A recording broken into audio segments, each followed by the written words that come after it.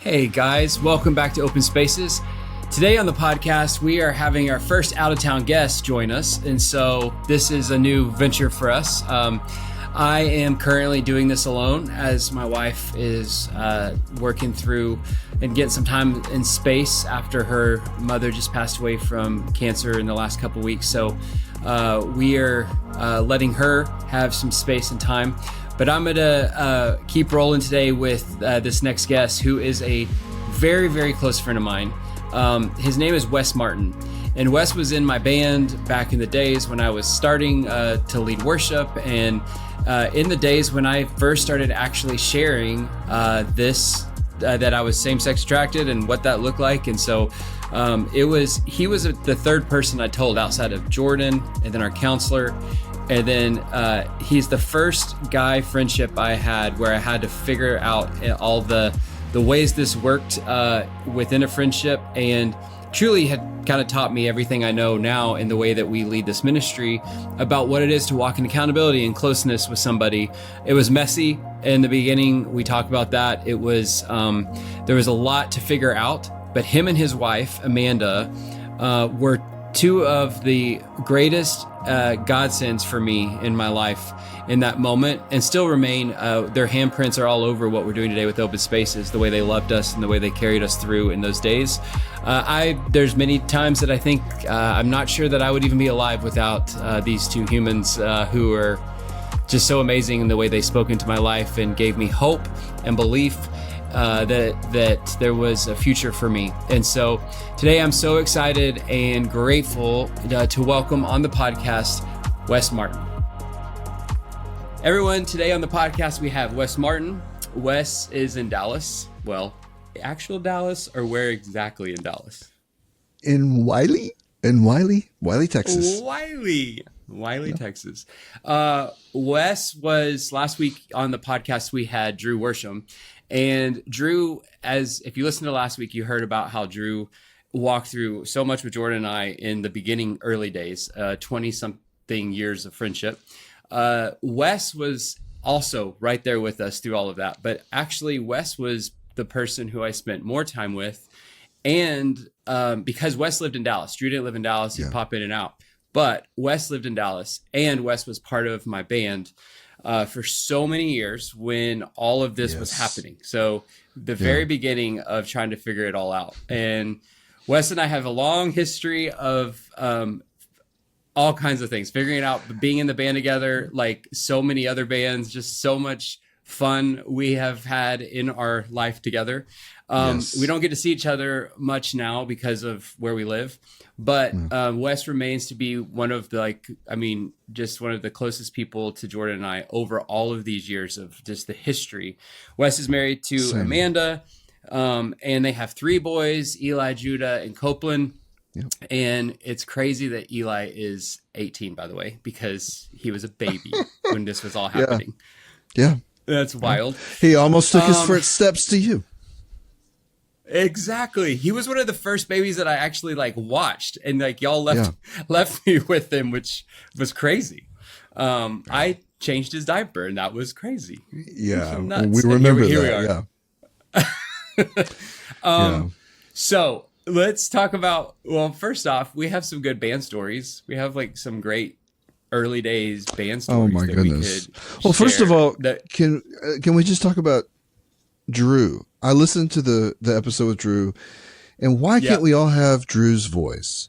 I mean, I was just listening to him. Slow whisper. Just the slow, just be curious about this, And I just love Drew. I miss Drew. And by the way, Drew, if you ever watch this, I can't wait to read your book. I'm looking forward to that. But anyway, sorry, sidetracking about Drew. Yeah.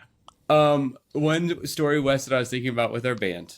Wes was the prankster of the band. And so Wes antagonized all of us, and he he was the instigator, but then he would act like he wasn't. So he would get everyone riled up or do something, and then remove himself and be like, "Oh, that's great. I'm not part of that." I remember I want to tell the story for people to understand what those days were like for us and the humor of when we haven't talked about this, but when when we got to the hotel late in the middle of the night, and Jason went to his room. But here's what happened. I'm just going to tell the story. And Wes, you interject whatever you want. Yeah. We were traveling as a worship band, and we were on the road a lot. We had a van that we were living in basically and traveling a lot. Yeah. We had arrived at like some like Fairfield Inn courtyard, something in the middle of the night. And Wes and I had gone in, checked in while the other band guys were getting the van parked and situated. So Wes and I got into the hotel. We got our room. The guy gave us our key card for our room, and we went up to the room, but he wrote the wrong number down on the room. And so he wrote like, if it was like 217, he had written like 220 or whatever. So we go up to our room, and it's like 2 or 3 in the morning, and we are trying to get in our room. We're jiggling the door over and over and over. We can't get in. And then after we've been doing it for a while, and we're like, I don't know why it's not working. A lady opens the door, and she's so mad because we were waking her up in the middle of the night. So she's like, just starts. It's like 2 a.m. Yeah. Yes. And she's like yelling at us and so mad.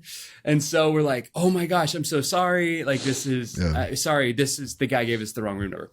So she shuts the door. Well, instantly Wes and I decide that this, our drummer, Jason, who just had texted, hey guys, did y'all get our room keys? Yes, we got the room keys. Great. What room number are we in? All we did was text the wrong room number, which is so mean. We texted. So if it was 220, hey, we're in 220. Then we went around the corner with our phones and video down the hall. I have a video of recording. You still have Jason somewhere. I don't know where it is, but then Jason goes to the door, bangs on the door, and because we had said, just come knock when you get there, we'll let you in. Just knock really loud. And then he's banging on the door, and then she opened the door, and we have a video of her like yelling at him and screaming, and him so confused.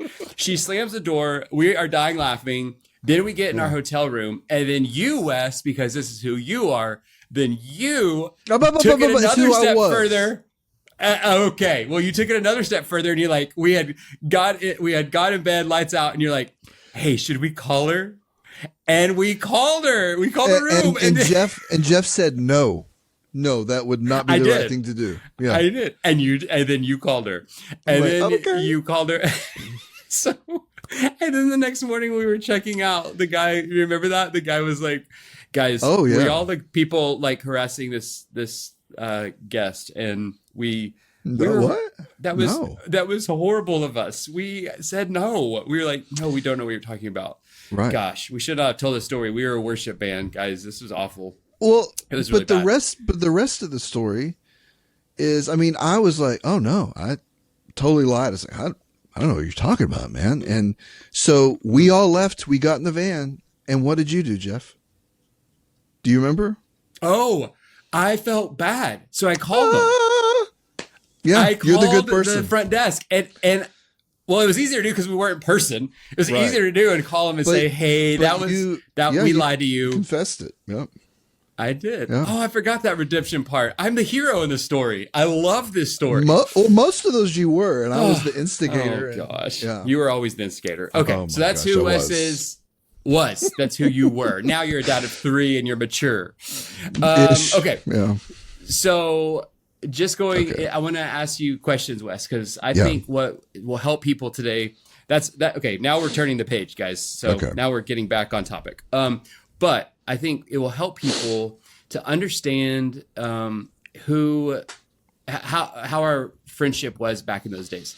We were extremely close, traveling together. And so then after the moment when I had told Jordan and had this like pivotal moment, and then we went to counseling and I told our counselor, you were next in line. And so I want to go like back to that moment. This is the thing about this podcast today is what I'm excited about is I think a lot of people will learn from the really messy side.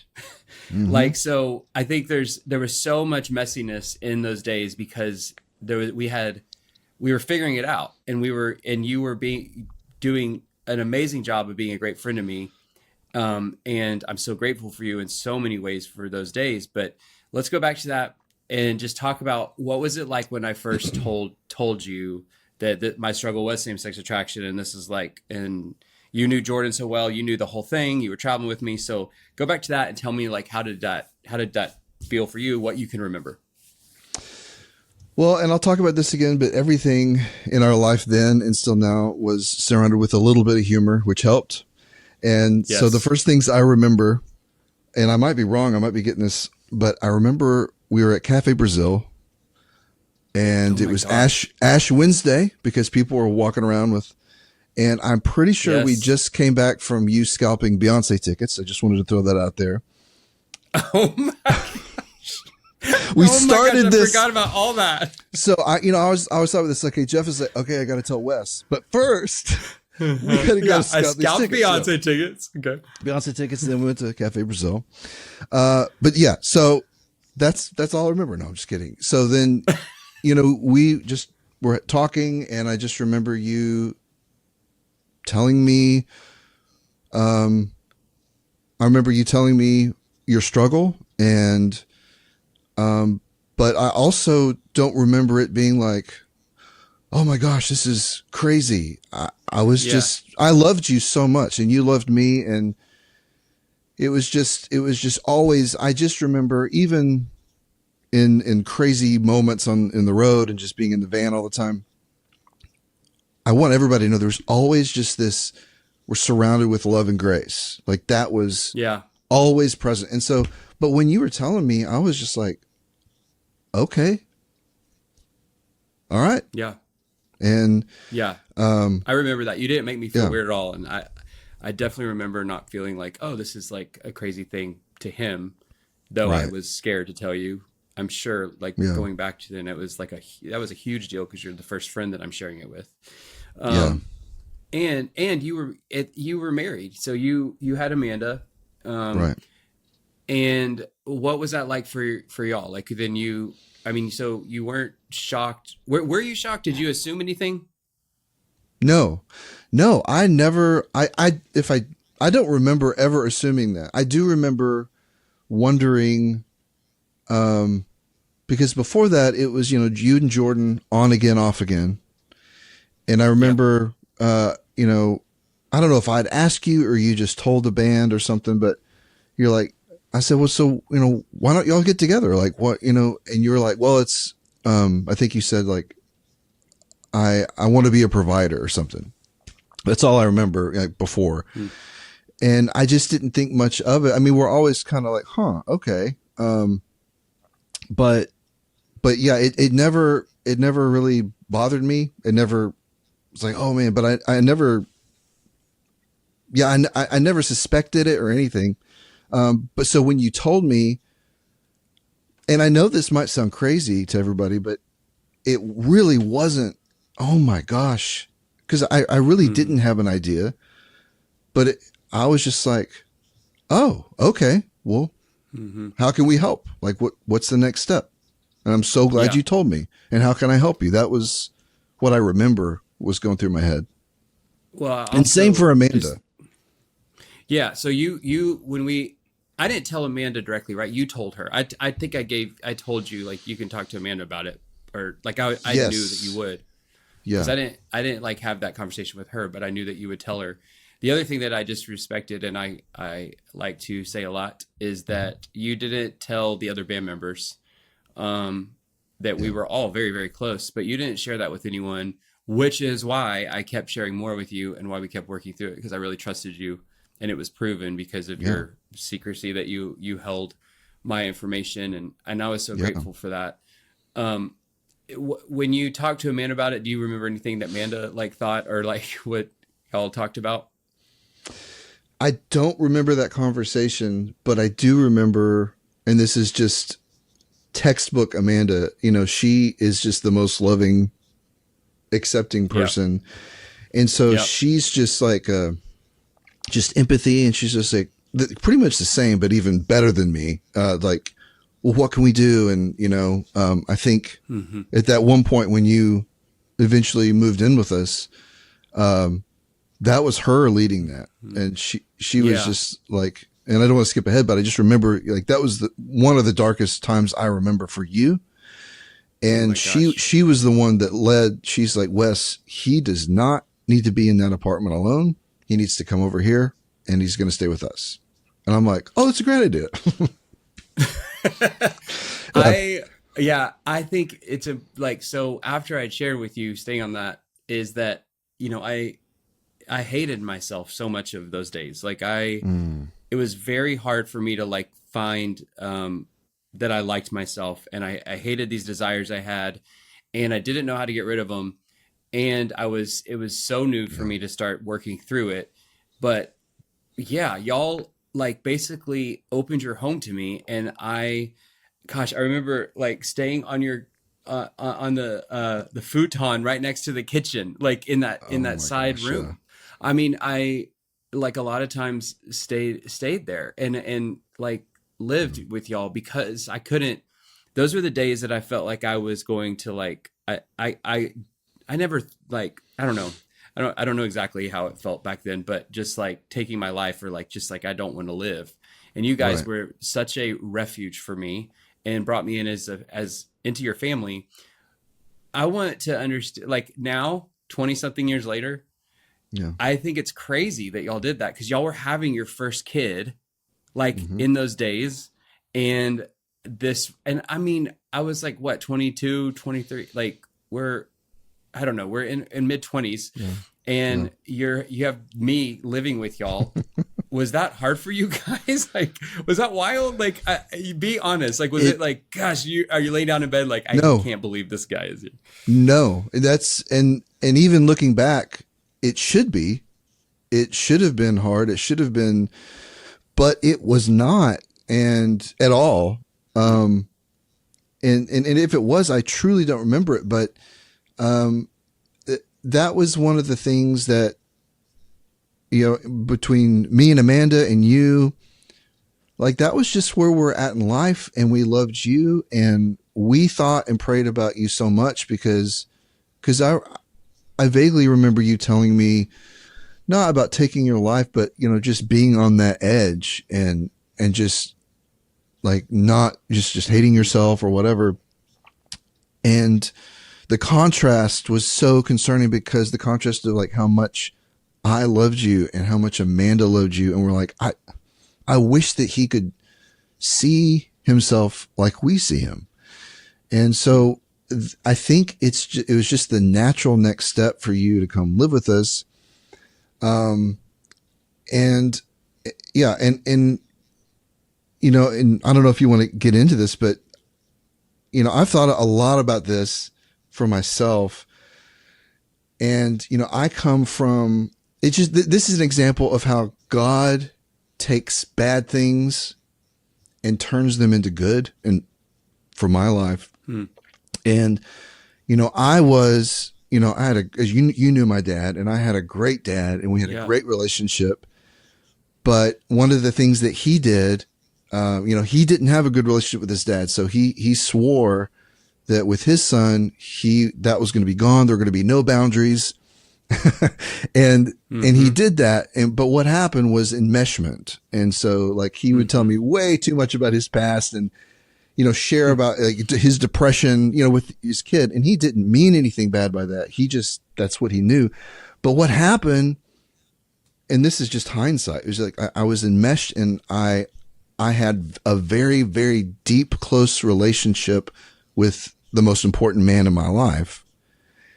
And even though that hurt me later, and I worked through that, I just saw that how interesting that was that, you were a big brother to me. You were a best friend to me. And it was I just think it's so interesting that I had that bent towards enmeshment and just being close, and we could talk about anything like that and it did not bother me. And I was that was so interesting how God used me and how I was formed at that time. But I'm saying all of that because that played into, beautifully played into just total acceptance, and it affected our relationship like that. But Amanda on her own, she's just always been the empath and loving you and whatever it takes to help you. That's like always the number one priority at that time. Yeah, that's really amazing. And it is crazy how your relationship with your dad and stuff, because it was so normal for you to talk to a guy the way that we talked and talk about everything and be very deep and like hold nothing back, which isn't always the case, but you were very much raised that way and trained. And so when I came in the picture, it felt no different, which is I'm grateful for, even though it took years of you working through your own stuff, but it worked for me. So thank you. No problem. Sorry about your years of therapy. But I'm grateful for what I got. We got through it. Do you remember anything in those days that you would say to help me or just remind me of who I was? Or like, was it generally, because I just remember it was a lot of proximity to you and Amanda, like living with you, being around your like family, like holidays like that one of my darkest moments at Thanksgiving that like was like I was drunk in my apartment and I just was very like, the worst part of my life, like worst moment. But and I just remember proximity to y'all, like you would always just invite me over or have me stay with y'all. But was there anything that you were saying that you look back and say like that was helpful, or like anything that you were trying to remind me of for someone who's listening and like they're walking through this with somebody like that and they're like, what do I say? Like I can be close to them, but like, or was it just that? Like, as if it was that, that's great because that's what I remember. But I don't know if you remember anything differently about what was helpful in those days. I remember being available to you. Obviously, the proximity kind of took care of a lot of that, but I was willing to be available. And I remember doing to you what you always offered me. And I want to get into that in a minute, how much you helped me. But the biggest thing, it is so hard. I would say it's so hard. It's rare to find somebody that is a good listener and knows when to listen. And I think that was something that at the time I was, I guess, good at. And because when you're sharing something so deep and so hurtful, you need that space to do that. And you don't need it crowded with my opinions of this and that. And so I remember just listening a lot and having zero answers, but listen, I don't have answers, but I love you and I'm here for you. And that was what I needed. And I think that's what you needed and what we all need in those moments.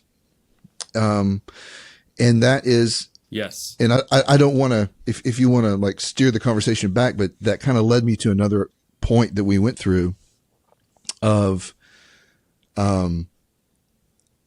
because this is all about forming a relationship of trust so you can grow. Right.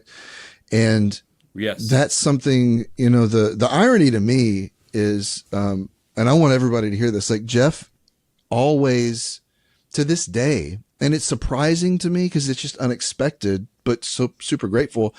He always honors me and Amanda with this story. And I understand why, but it's not something that we were looking for or anything. It was just something that was so natural. But the irony to me is what you did for me was just as powerful. Like you, and can I tell a quick story about like something you did for me? Like, oh yeah, it just to paint the picture. All of us had it. We were set up. It was set up against us because we're on the road. We're in a band. We're in a van, 15 passenger van for hours and hours. There was very little like personal time. And so on top of that, I'm the only married guy in the band. I'm the only, married, or I'm the only guy with a kid, a new baby.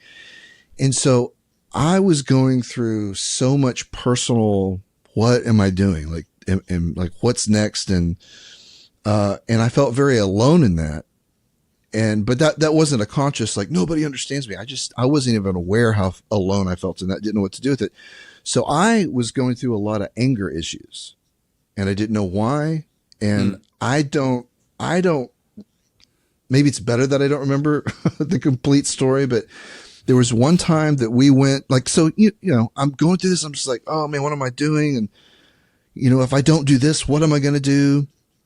And so we get to an event and we meet the event manager or whoever it was, or, and he's shaking everybody's hand. And I think he had heard about me in my situation. And so when he got to me, he shook my hand. He's like, oh, you're the guy with the wife and the kid at home and you still do this. How? And, you know, he said something and he was probably joking, but to somebody who is struggling with that, it was like a punch in the gut. And I don't remember what I did, but I pretty much exploded, or I responded in a way that was very embarrassing. So much so that, and remember, like everybody listening, Jeff was my boss. Like we were in the band and I was the guitar player, but whatever I did, and I really don't remember, and this has been a reoccurring thing. You could have rightly just said, this is not working out. And, you know, you need to never be here again, because that's burning bridges with the people we're doing business with. But what you didn't do that. And, you know, in my background, my dad was very much a man and he would yell when something went wrong. But what you did was you waited a few days, maybe a week, and you said, hey, I want to have coffee. And okay, so you took me and you had coffee. And then here's the thing that goes back to the listening and everything. You said, Wes, I'm not going to pretend to know what you're going through. I'm not going to pretend to know what it's like to have a wife and have a baby while you're on the road with a bunch of guys and single guys. But I do know that what happened, last weekend can't happen again. But I really care about you. I don't have any answers, but I know a guy, Peter. We love Peter Cole. And, I'm going to pay for, I said, if you will talk to him, I will pay for the first 2 sessions. And I'm just like, okay, wow, thanks. And that just like, and I just like want to cry. I'm trying not to cry over it, but that was like one of the beginning things that, started changing my life. And, so, you know, I met Peter, I started talking to him. I mean, he's just further changed my life, but it was that kind of space. And it's so important to know that we as humans, or at least I'll speak for myself, I crave clarity and I crave like, what is the right thing? What is the answer? And it's not about knowing, it's about trusting and doing. And getting into a relationship like this, like just having the space to listen and say, I don't have the answers, but I care so much about you. And here's what I can do for you, and walk with you in it. And that's what you mean. That's what you did for me. And on one more side note, I got to, just thanking you. For about 10 years, I got to teach like music production and stuff. And every semester I got to talk about, because, you know, if you're a music producer, you're also a psychologist. I always brought up that story. Yeah. Wow. I always brought up that story about you and about, that's incredible. And how, Peter would say, if anger was an equation, it's anger equals fear times hurt. I was like, wow, that's where it is for me. So anyway, thank you. I mean, and that's, oh my gosh. You know, anyway. Well, you're welcome. But God, I just like I mean, I didn't see anything that I was doing for you. I felt like I was in debt to you and Amanda in every way for what y'all were helping me through. And so man, it is awesome how God works all that together. Our relationship after we had after we were working through it, let's talk about like what complications there were, like what complications or like things that it did get a little messy, because I'm just going to speak for myself. Like I was coming out of this thing that, I'm not calling it a thing. I'm not belittling it to someone listening. It was all I had thought about my entire life, and like in secrecy. So as I'm now trying to talk with someone about it and put words around it, it was very, very messy. Yeah. Also doing that with a guy who I was not sexually attracted to you. but there's like something about being very vulnerable. Yeah. In that like, as I'm being vulnerable with you, like there is a mental game happening that I had to like work through. So you were the first guy I had to do that with. And it was messy. Like it was, I know it was messy and I can't remember all the details, but I just know like for me, I wanted to be so close to you, and we were very close, but I think for me, it was like, but those were the days that I was learning that unless we are physical, we're not as close as I can be. And there was a lot of like me pushing up against that of just like desiring this closeness and nearness to you that you were giving me in so many ways, but I still had to work through my own junk of like, okay, but we are close, and I'm going to trust that we're super close without the physical intimacy side, which was all new to me because I hadn't had that with like a guy friendship before, a relationship, that this was the beginning of what would become the next 20 years of finding healthy relationships. To praise God where I am now, like that, that's what I have. And that isn't, but that's been so many years of developing, starting with you. So when it was messy, I feel like we had moments of like, Jeff is like, I remember feeling like I was going like crazy sometimes and trying to figure out how much do I tell you that or how much do I talk to you about it. But you were always willing to like go there, and always never afraid of the weirdness of like, the physical side of like, is he wanting something? I never felt weird or judged by you in that, even though it was like a mental battle for me. And we had to like, I'm just trying to remember back and like, did we like those were the days of like setting boundaries. Like what would boundaries be for me? And like, even in traveling in a hotel room and like not, getting my mind outside of some of those things that I practice still to this day. But do you remember any of those boundaries or things that we were like really, that was so hard for us, like in those days, like that there was tension points or anything that you would think about? The only things I can think of, first of all, I mean, to no credit of my own, none of that was weird to me. I know certain guys would be like, whoa, what does that mean? I just accepted that that's what you struggle with. And again, like in all this, if you can find some humor, I think humor is a blessing. It can be a blessing. It can be a curse. Yes. But just that's kind of how we talk about it. And you would make clear, like, listen, I'm not sexually attracted to you. And I'd be like, well, what's wrong with me? And we would laugh about it. Yes. I looked in the mirror. I was like, I thought I was a good looking guy. So we could joke about it if it were just totally having fun. I think that's it. Yeah. But it totally respected. I have to be like, no, Wes, you are attractive, just not like to me. Yeah. Like, okay, well, Amanda thought so. No. But I think, like, as far as boundaries, the only thing I remember is just like, we're in hotel rooms together and, just the natural state of being on the road. So I think it was just, you said, like, just don't have your shirt off or, try to be half naked around, which most guys, it's like, whatever. But, that was just kind of like understood even before you said it, I think. But those are just like anything to help you like that. And, that's what's coming to mind. Yeah, that's good. It's been a while. Yeah. What would you say to, if someone is listening and it's like someone who is just receiving something, somebody shared with them something hard, or even in this, like same-sex attraction, like told somebody, or like someone like me is telling someone, what advice would you give if you could look back at us back then and be like, as a third party looking at us and going, okay, Jeff and Wes, you're figuring this out. Here's what I wanted to say to you.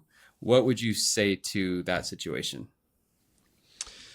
Be a better listener than you are a talker. Most of the time, there's a time for that, but it's very rare that you can go wrong just listening. And have a lot of grace with each other. And when I say have a lot of grace with each other, I'm thinking of just, there's times that, and for us, it was just just the psychology and the physicalness of just being on the road all the time. That alone would exhaust anybody apart from whatever you're struggling with. So, but think about, and this is just me, what I remember I could have done better. In those moments of exhaustion, I wish I would have listened more and not reacted, because like if it's at 1 a.m. and I think we were talking about you and Jordan again, and you're just kind of going back and forth. And I think I did just react. I was like, come on, why don't you just marry her? Come on.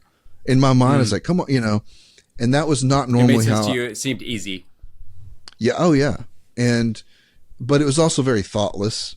I wasn't thinking through it. I was tired, but everybody's going to have those moments, if you're meeting with an accountability partner, or whatever, some days are going to be just hard and you're tired. I would just say, listen and have grace and try to respond and not react, because especially in those moments, that can do a lot more harm.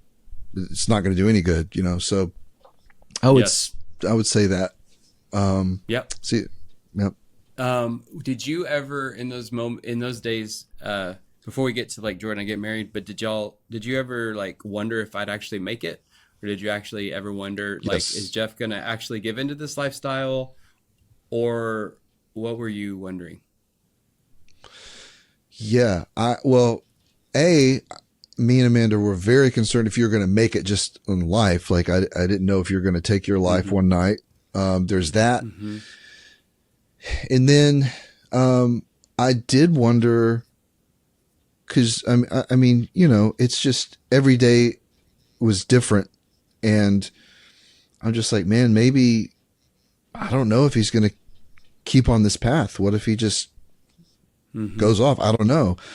But I had those thoughts very few times. But the majority of time, I just, I thought you were going to be on the path and you would be okay.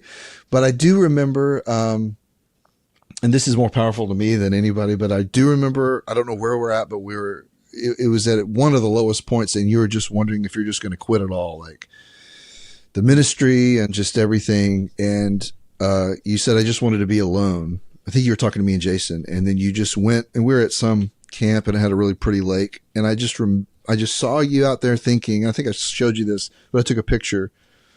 Yeah. And I was like, yeah. And I said, and I just remembered in that moment, this is a dark time and I have no idea what's going to come out of this, but I know that I'm going to remember this moment when he is on the other side, so to speak. And, and then this is another moment that'll just make me tear up, but I forgot what year it was, but me and Amanda saw that picture a lot and we had talked about it. And then to see you, you're married, I think at this point, you have Case, and then you're, at the Passion Conference I think we saw you on the stream or something like that. And I just remember you were so happy living in the element, doing what you wanted to do. And that contrast was huge. And I know I'm going off trail here, but yes, I definitely had those doubts, but, there was more doubts and more questions than answers. And that's what's so hard about all this. Yeah. Yeah. Well, I would just say that you guys were the reason that this whole, I mean, I know God can do anything and I know he could use people in different ways, but, I feel like so much of where Jordan and I are today is because of those days that were really hard for us and figuring all this out, you helping me understand what it was like to walk with somebody. So much of like what Jordan and I talk about in our ministry and like always are pushing is community, accountability. Yeah. I learned all that through you and Amanda. And that was, wow. It was feeling loved by someone and grace from somebody who did not judge me, who you did push in the right ways. There were moments that you pushed me and were like, where you might see the moment of like, just get married as something like maybe not to say. For me, I maybe needed that. And it was something that like was helpful looking back, maybe not in the moment that I felt, but now I'm on this side of like, if I wouldn't have had those formative years with you guys, like so closely, I don't I don't know where I'd be. I don't like, these are all the like life questions. Where would it have been? What would it look like?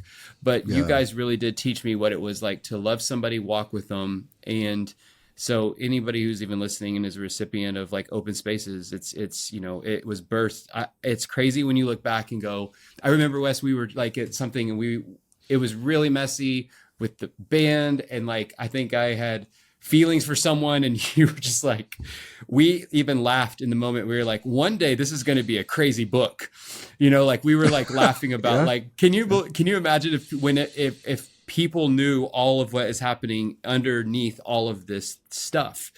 And, and I just am like, wow, we're actually like living that now. We're like living on the other side of like all the grace that y'all gave me and just the freedom that I found in being accountable and knowing somebody so intimately, but not feeling judged by you. Yes. I never felt like you pushed me. And I always felt loved. So like, it's just crazy. Cause I do just say that as a massive thank you to you and Amanda. Like always, I'll always say that y'all taught me and trained me in how to do all this. It wasn't like a course and it wasn't like you were, 5 points. You just were living life with me and loving me in a way that I hadn't received before. Yeah. And I would add to that something you were really good at, and I learned from you. And this is to everybody that is like, somebody listening, like, okay, I want to do this and I want to confess this to somebody I trust. If you're starting out in this, or maybe you already have that person, something that Jeff, you were really good at was you weren't just talking to me, like you kept growing. We did have each other, but you would go talk to, you were seeking godly advice from anybody that would offer it. I mean, not just anybody. Yeah. I did start widening the circle. Yes. And that is very, very important. And so it's not just about, find that person that you can walk with and do life with, but also like our counselor, Peter, I remember, I don't know how far in, but he was like, as far as like accountability stuff, he's like, that's not really working for y'all. Like you need to like hold each other. You need to do it this way. We had no idea. I had no idea how to do that. Yeah. So getting that, but continually asking and seeking that wisdom from people way smarter and more wise than us was very, very important for that growth. So I would encourage everybody to, find that person, but continue to seek, as you grow that circle. It's very important. Yeah. Wes was with me, the day that we, in Jordan and I's long 10-year history of dating, in the 10th year, right before we got married, our bands were like put together. We were all in Oklahoma City. Jordan was leading something. We were not together. Jordan was leading with her band at something. We were leading something. And you were the connector yet again who said, hey, let's get our bands together. I think it was you and Kristen Massey or something like that. Kristen, That y'all were like, hey, let's get these bands together. It's weird. It's Jeff and Jordan. They've been apart for 2 years, but like, let's just get together and have lunch. We got together and had lunch. And then it was the first time Jordan and I were back around each other and talking, and we enjoyed it, had a great lunch, got in the van, and then you were in the front seat when I said, what am I doing? Like, this is stupid. Like, why am I not with her? And that was like year 10. And a few months later, we were married and you were at our wedding and like the whole, like everything. I mean, just, you saw the whole progression of everything and have watched us grow in all of the ways. I mean, the fact that now we're married, we have 3 kids, and it really is crazy. Like, you've been around from the beginning through all of this stuff. And just, I'm just so thankful to you and Amanda. And I can't say it over and over, but is there anything else that you would say, like, to someone who is out there, so much of what we're getting from the podcast that people are listening are guys who have never shared this struggle, but also other things, like they're telling us, like, they've never shared and they're nervous to share, or they're like trying to protect it. They see it as a self-protection thing of like, I can't talk about it's or maybe they've tried and it's like they've gotten judged. But in all of those things, what have you seen as the benefit? Just in how have you seen the benefit of actually being very vulnerable and sharing with somebody and not trying to hold on to your sins and secretly? Yeah. And what have you seen as the benefit in that they would need to hear? Well, number one, that I'm still alive. I mean, let's be real. You're still alive. I'm still alive. I had some really dark moments. I mean, golly, I don't know how to top that. But it takes, to answer this question, it is so scary. It is so frightening. Like, what if I tell this person and they're going to be like, "Ooh, sorry, I got to go. I don't want to do this anymore." And maybe that has happened, but it is worth the risk, and it takes courage. And Jeff, you're the most courageous guy I know. You've done this in so many areas of your life, but it does take courage, but it is so worth it, because I mean, my life now, because of that relationship and that very risky, scary step you took, I mean, yeah, it can help you and it can help other people. And just kind of how I have seen it happen more than not is when you open up and you are vulnerable, more than likely the other person opens up and is vulnerable as well. And God designed us to be, we are relational people, and we need that. Mm-hmm. But I just want to push and encourage everybody who is thinking and is scared about that. Absolutely, it is so scary, but have that courage, because take that first step, because it's worth it. And it not only, I mean, yes, it'll change your life, but it's just a whole other world of freedom that I just did not know existed. Same. And it's beautiful. Yeah. Yeah. Same. I just think if anyone listening thinks that they can do it alone, or like, I'll figure it out, I just haven't ever really seen that play out well. Right. Like I just have seen it end more in blowing up, or, just. Yes. We're not good in isolation at all. We're not made for it. And I think maybe I should say this now more than it was when we were going along. Like, it's in this age of convenience. I think it's important to know what this kind of relationship and this journey is not. It is not convenient. If anything, it's inconvenient. It That's is right. difficult. It is difficult.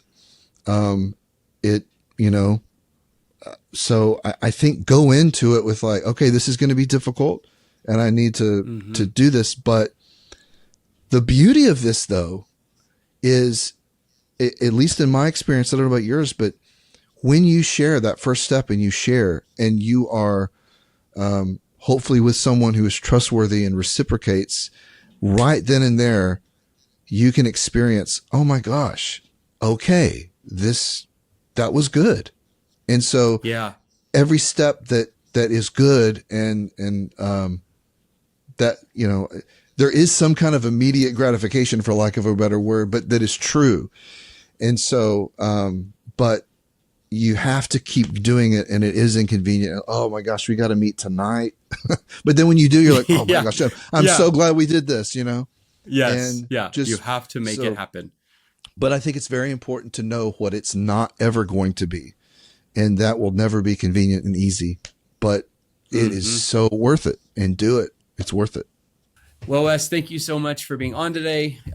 You are the best. Like, you and Amanda are the reason that we're standing in this side of all of Open Spaces and what we're doing. And we're really, really grateful to you guys. The way you loved Jordan and I so much. So thank you. Thank you for sharing all your wisdom, from prankster to fatherhood, and all that you have, all the ways you've grown in your life. We're grateful for you, and I love you.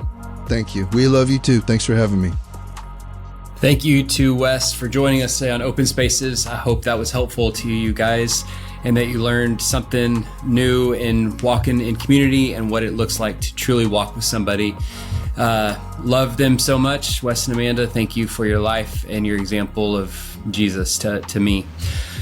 Just want to remind you guys to subscribe to our podcast. Just click the button to subscribe if you would on any platform that you're listening to it. It would just really help us if you would subscribe. So if you would take 2 seconds to do that. And then also just a reminder, go sign up for our newsletter on our website, openspacespodcast.com. Sign up for our newsletter so that you're journeying along and tracking with information that we're putting out and what we're letting people know about. Thank you so much for joining with us today.